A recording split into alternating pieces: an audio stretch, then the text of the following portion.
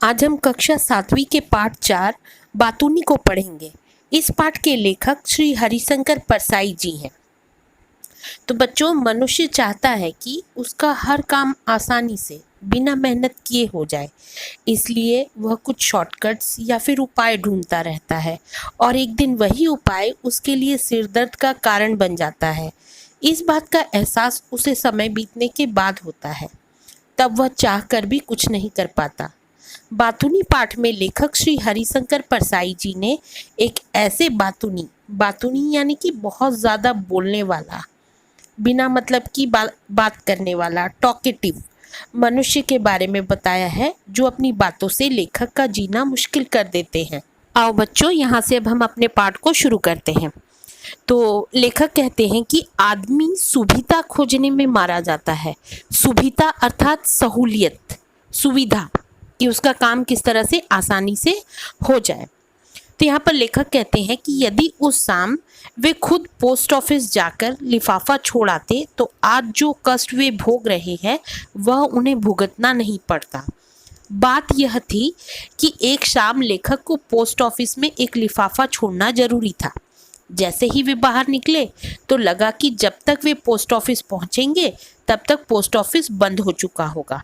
तभी सामने से साइकिल पर एक सज्जन आते हुए दिखाई दिए। लेखक ने उन्हें रोककर एक कागज दिया और कहा कि इस कागज को लिफाफे में डालकर उसमें पता लिखकर डाक में छोड़ दे। लेखक ने जब पहली बार उस व्यक्ति को कागज दिया तो उनके लिए सज्जन शब्द का प्रयोग किया, लेकिन उस दिन के बाद से उन मुंह से उस व्यक्ति के लिए सज्जन शब्द कभी नहीं निकला। आखिर ऐसा क्यों किया उन्होंने? चलिए आगे पढ़ते हैं। दूसरे दिन वे लेखक को फिर दिख गए तो लेखक ने उनसे अपनी चिट्ठी वाली बात पूछी। उन्होंने पूछा कि क्या आपने चिट्ठी डाल दी थी? अब बच्चों, आप बताओ कि इस प्रश्न का उत्तर क्या हो सकता था? अगर हम शब्दों में कहें तो हाँ या नहीं हो सकता था, है ना? या फिर यह भी हो सकता था कि हाँ मैंने डाल दी थी, या नहीं मैंने नहीं डाला था। या फिर और ज़्यादा लंबा करना होता तो ये हो सकता था कि हाँ मैंने आपकी चिट्ठी टिकट लगाकर, पता लिखकर और पोस्ट ऑफिस के लाल लेटर बॉक्स में छोड़ दी थी। बस इससे ज़्यादा तो जवाब हो ही नहीं सकता था। जब लेखक ने उनसे पूछा तो उन्होंने उस प्रश्न का जवाब देते हुए कहा, मैं जैसे ही पोस्ट ऑफिस पहुंचा तो देखता हूँ वह बंद हो चुका है। इस स्थिति में मुझे कुछ भी समझ नहीं आ रहा था कि क्या करूं, पर मैं आपके काम को हर कीमत पर करना चाहता था क्योंकि आपने पहली बार मुझे कोई काम बताया था। सबसे पहले मैं सहानी मेडिकल स्टोर गया। वहाँ सहानी बैठा था। सहानी मेरा कई साल से दोस्त है। आप नहीं जानते, उसके फादर मेरे फादर के बड़े अच्छे दोस्त थे। बाद में उसके फादर को एक दिन दिल का दौरा पड़ा यानी कि हार्ट अटैक आया। तो ये उसके बाद वो कहते हैं कि ये सब आजकल दिल की बीमारी का भी बड़ा फैशन चल रहा है। तो यहाँ पर बच्चों देखो, इस वाक्य का अर्थ क्या है? दिल की बीमारी का बड़ा फैशन चल रहा है। फैशन यानी कि स्टाइल या ट्रेंड जो उस समय चल रहा है।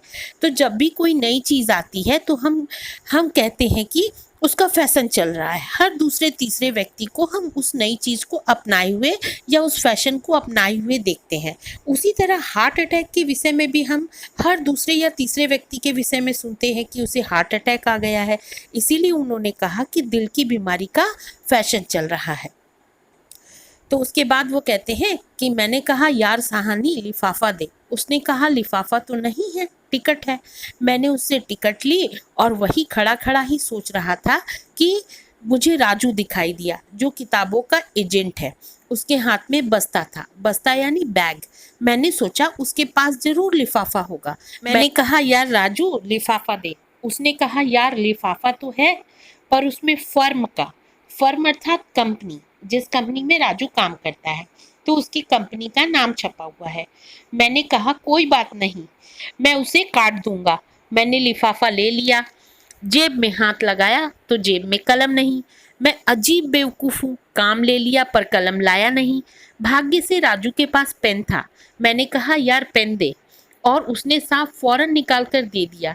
राजू में इतनी बात अच्छी है, उसके पास कोई भी चीज़ हो तो फौरन दे देता है। अब मैं कहूँ कि काहे पर रख कर लिखूँ? मैंने झट उसका बस्ता लिया, उस पर लिफाफा रखा, उसकी फर्म यानी कि कंपनी का नाम काटा और पता लिखा और मैं भागा पोस्ट ऑफिस की तरफ। अब संयोग, संयोग अर्थात भाग्य, लक। तो अब संयोग देखिए साहब कि पहुंचा हूं कि डाकिया चिट्ठियां निकालकर लेटर बॉक्स बंद कर रहा था। मैंने कहा, भाई साहब यह चिट्ठी भी जरूरी है, इसे डाक में शामिल कर लीजिए। वह भला आदमी था, उसने लिफाफा ले लिया। अब बच्चों, लेखक कहते हैं कि यह मैंने बहुत संक्षेप में, यानी कि इतनी सारी जो बातें जो है लेखक ने लिखी हैं, जो उनको जवाब के रूप में उस सज्जन ने दी, ये बात जो है उन्होंने बहुत थोड़े शब्दों में यानी कि बहुत शॉर्ट में कहा है, बल्कि उन्होंने लगभग आधा घंटे का समय इस विवरण विवरण यानी इस बात को बताने में, यानी कि एक्सप्लेनेशन में, तो इस बात को बताने में लगभग आधे घंटे का समय उन्होंने लिया था। अब उस दिन से लेखक ने कसम खाई कि इनसे कोई काम नहीं करवाएंगे, मगर जो गलती लेखक कर चुके थे उसका फल तो उन्हें भुगतना ही था। लेखक का यह छोटा सा काम करके उसने हमेशा के लिए लेखक पर अपना अधिकार जमा लिया था। जब भी लेखक उनके घर के सामने से निकलते तो वह लेखक से जरूर पूछता, आप कहाँ जा रहे हैं।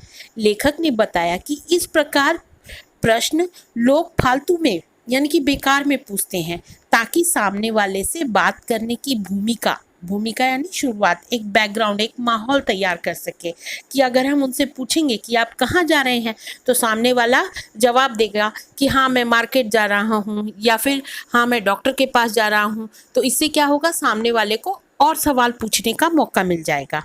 तो लेखक यहाँ पे कहते हैं कि यदि सामने वाला चालाक है तो वह कहेगा कि कहीं नहीं, ऐसे ही बोलकर वह सामने वाले को आगे कुछ पूछने का मौका ही नहीं देगा और वह वहां से चला जाएगा।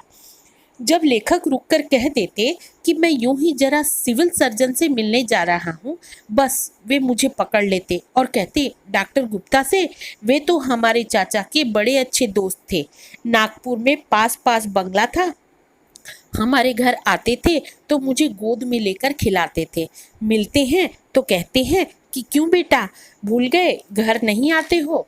अच्छा, अब लेखक यदि कभी कहते कि मैं प्रोफेसर तिवारी से मिलने जा रहा हूँ, तो वे कहते, अच्छा अच्छा तिवारी जी से मिलने, वे हमारे फादर इन लॉ के बड़े पुराने दोस्त हैं, दोनों साथ में पढ़ते थे, अभी भी वे लोग हमारे प्रति प्रेम भाव रखते हैं, कभी मिल जाते हैं तो कहते हैं कभी घर आओ। तो इस तरह से देखो बच्चों, लेखक जिनका भी नाम लेते तो वह उनके चाचा, मामा, ससुर या पिता का दोस्त निकल आता और वे 10 मिनट तक उनके संबंधों के बारे में बताते। एक दिन लेखक ने सोचा कि यदि मैं कहूँगा कि डाकू जालम सिंह से मिलने जा रहा हूँ, तब वे शायद डाकू से भी अपना रिश्ता निकाल लेंगे और कहेंगे, अच्छा डाकू जालम सिंह, वे तो हमारे फादर के अच्छे दोस्त थे, दोनों साथ ही डाका डाला करते थे, जालम सिंह ने तो मुझे गोद में खिलाया है।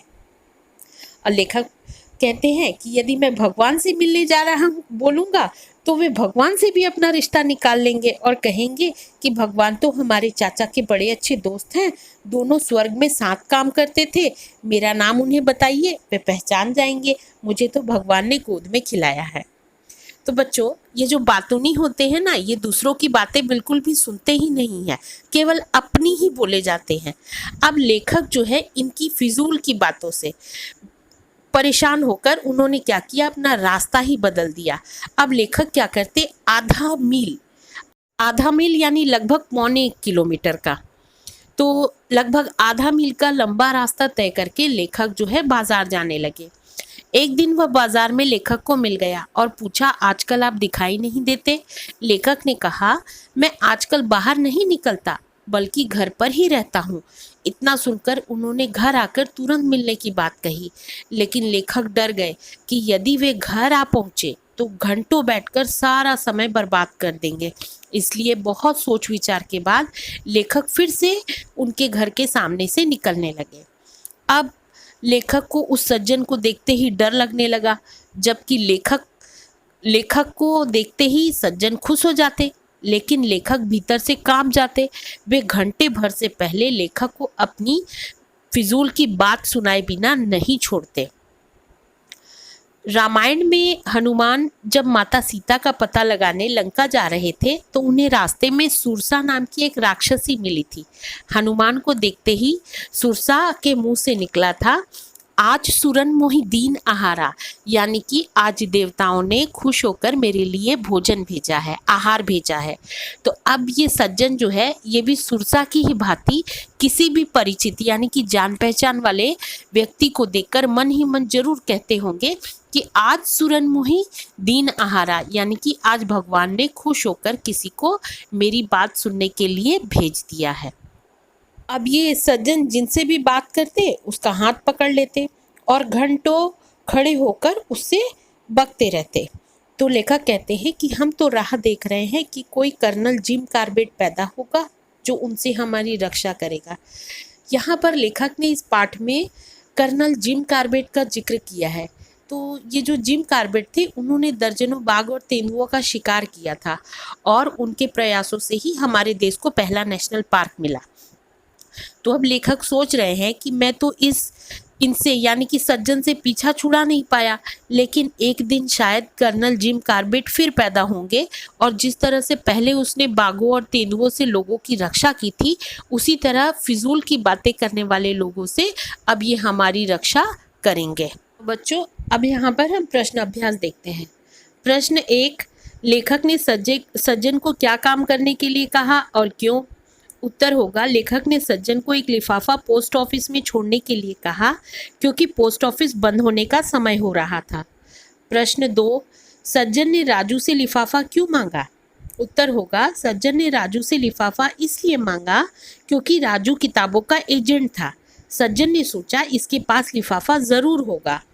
प्रश्न 3, लोग आमतौर पर दूसरों से यह प्रश्न क्यों पूछते हैं कि आप कहाँ जा रहे हैं? उत्तर होगा, कुछ लोगों की आदत होती है कि वे बेवजह लोगों को रोककर बातें करें, इसलिए आमतौर पर लोग दूसरों से प्रश्न पूछते हैं कि आप कहाँ जा रहे हैं। प्रश्न 4, लेखक ने घर से बाहर जाने का कौन सा रास्ता लेने का फैसला किया और क्यों? उत्तर होगा, लेखक के पड़ोसी ने बेवजह लेखक को रास्ते में रोककर उनसे इतनी बातचीत की कि उस सज्जन के भय से और उनसे पीछा छुड़ाने के लिए लेखक ने आधा मील की दूरी का दूसरा रास्ता चुना। अब देखो संक्षिप्त प्रश्न क, पहला, साहनी मेडिकल स्टोर से लेखक ने क्या लिया? उत्तर होगा टिकट। दूसरा, सज्जन ने चिट्ठी लेटर बॉक्स में डालने का विवरण कितनी देर में दिया? तो लगभग आधा घंटा। तीसरा, सज्जन के चाचा के बड़े अच्छे दोस्त कौन थे? उत्तर होगा डॉक्टर गुप्ता। प्रश्न 6, रिक्त स्थानों की पूर्ति कीजिए। पहला, वे 10-15 मिनट तक डॉक्टर गुप्ता से अपने पारिवारिक संबंध बताते। दूसरा, कभी मैं कहता प्रोफेसर तिवारी से मिलने जा रहा हूँ। तीसरा, मुझे तो भगवान ने गोद में खिलाया है।